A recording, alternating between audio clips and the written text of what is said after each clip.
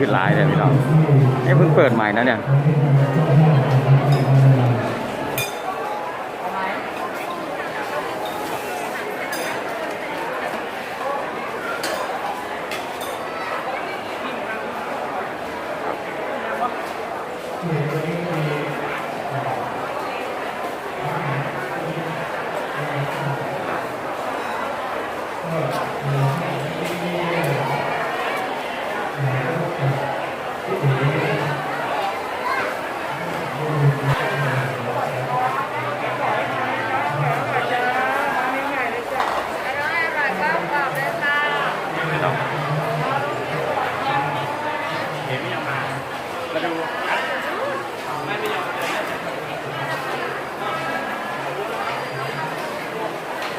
นี่ตลาดนี้เพิ่งเปิดใหม่เลยพี่น้อง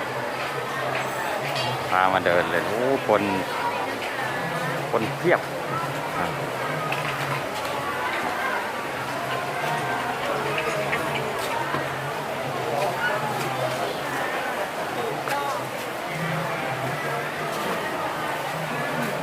เทียบเลยพี่น้อง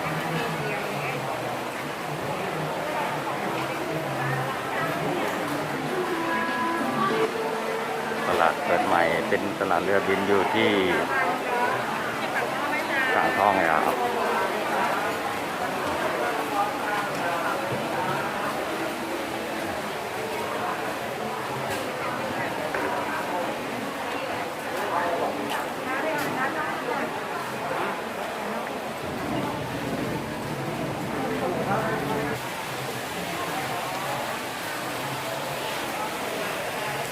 คนกระหลายพี่น้องตกแต่งกันงามว่ะสวยหลายงามหลาย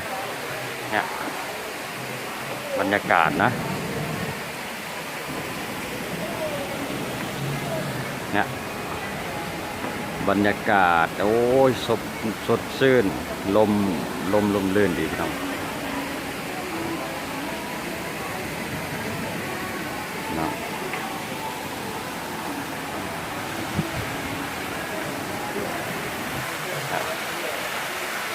สวยงาม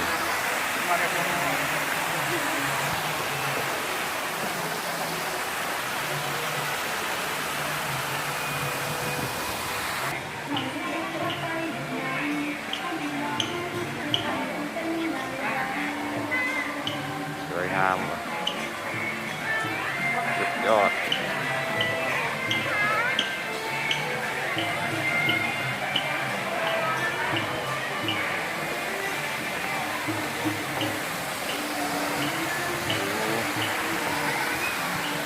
บรรยากาศยังไงเนาะ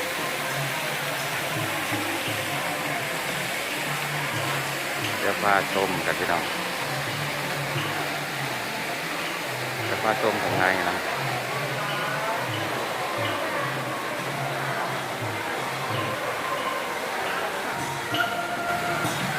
พี่น้อง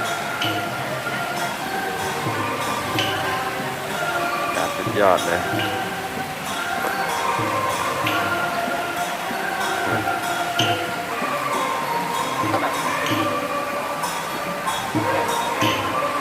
หลายเนาะ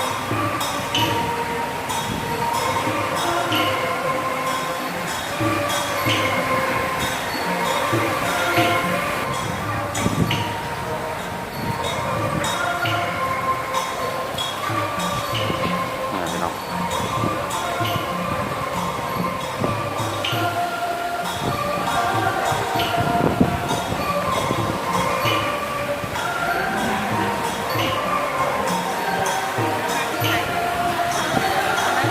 ตลาดน้ำเรือบินครับ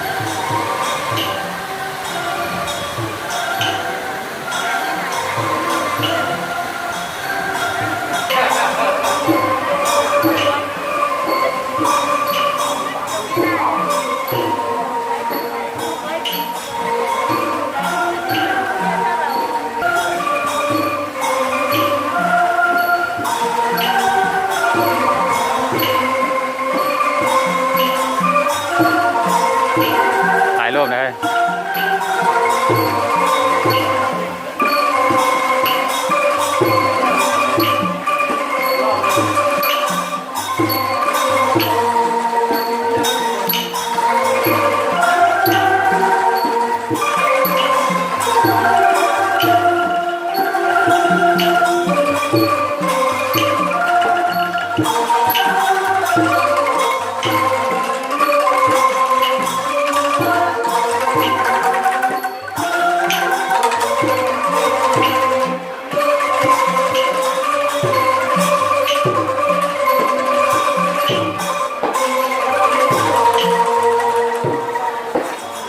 ใหญ่โตพี่น้องเลยถ้าเดินนี่ก็เป็นวันไปเลยเนี่ย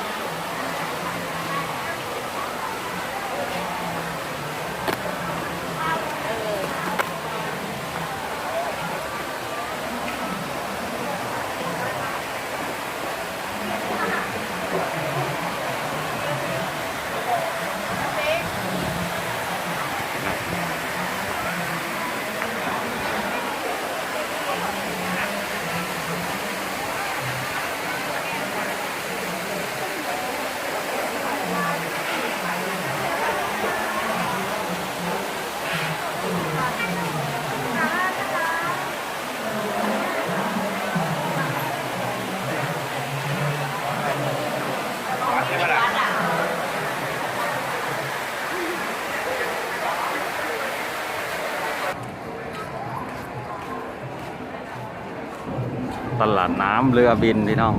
ทางหนาโอ้ตกแต่งงามว่ะคนเพิ่งเปิดเนี่ยนะเพิ่งเปิดเนี่ยคนหลายขนาดเนี่ยผมเคยมาครั้งแรกด้วยกันท่านผู้ชมท่านผู้ฟังได้ยินว่าเพิ่งเปิดกันเลยมาถ่าย FC ได้เบิ่งได้ชมกันนะ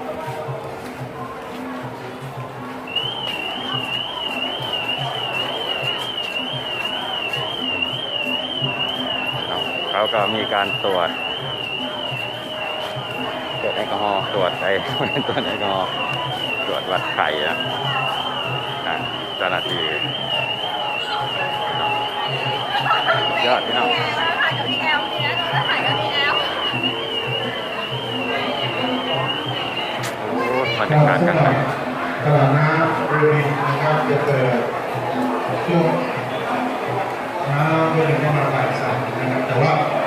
ทุกเสาร์อาทิตย์และวันนักขัตฤกษ์นะครับแล้วก็ต่อจากนั้นไม่เรื่อยๆเลยพี่น้องคนหลายครั้งวะวันแรกวันที่8 เดือน 8เนาะปี2563เนี่ยเพิ่งเปิดตลาดน้ำเรือบินเดี๋ยวกลับไปวัดหลวงพ่อโตที่เดิมเนาะ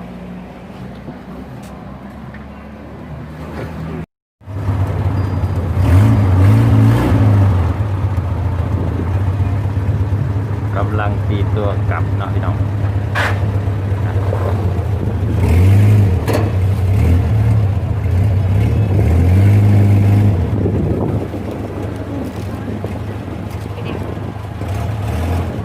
วัดหลวงพ่อโต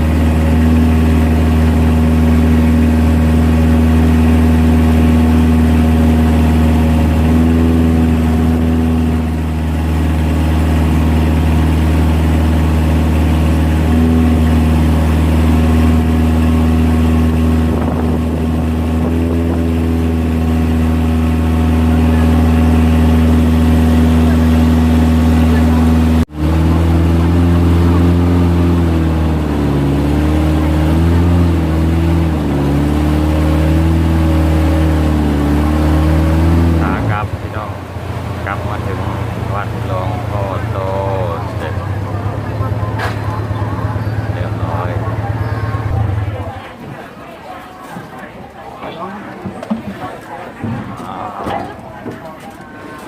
ทีนี้พี่คืนไปเท่าไหร่60อ่ามันต้องเป็น2 คน200ใช่ป่ะ60เอาไม้ที่40พี่มีการทอนที่เสร็จไหม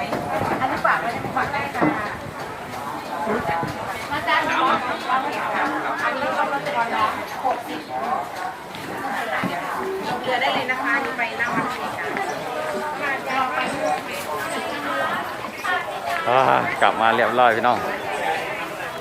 เหมือนทั้งมือ เมื่อยวะ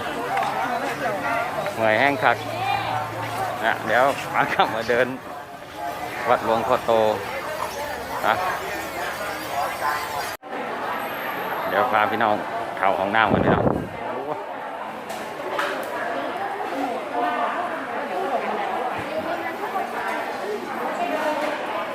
บรรยากาศข้างนอก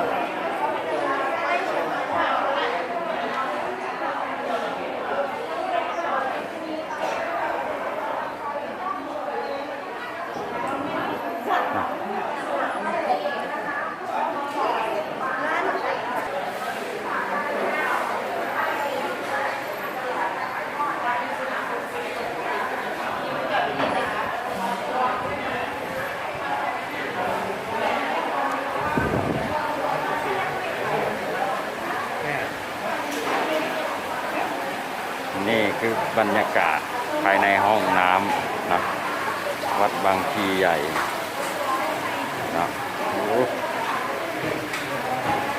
ห้องน้ำไอเทคนะเดี๋ยวพาเบิ่ง มาเลยเย้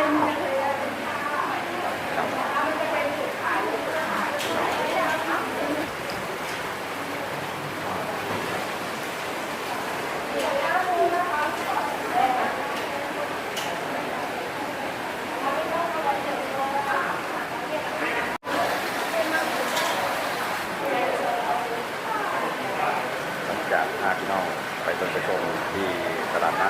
ำวางกระโดดหรือว่าตลาดน้ำเรือมีเรือเหาะ จะมายกที่กลับมาจากตลาดน้ำก็มาแวะเข้าห้องน้ำคือห้องน้ำไฮเทคหลวงพ่อโตบรรยากาศข้างในสำหรับที่พ่อน้องเจดีกับไอโตคือเวลาท่านผู้ชมท่านผู้ฟังครับที่นี้สำหรับวันนี้ก็ขอฝากพี่น้องฝากกดไลค์กดแชร์กดsubscribeหรือว่ากดติดตามแต่อย่าลืมพี่น้องอย่าลืมกดกระดิ่งเพื่อว่าพี่น้องจะไม่พลาดคลิปต่อไปของเราจะดีนะสำหรับวันนี้ขอ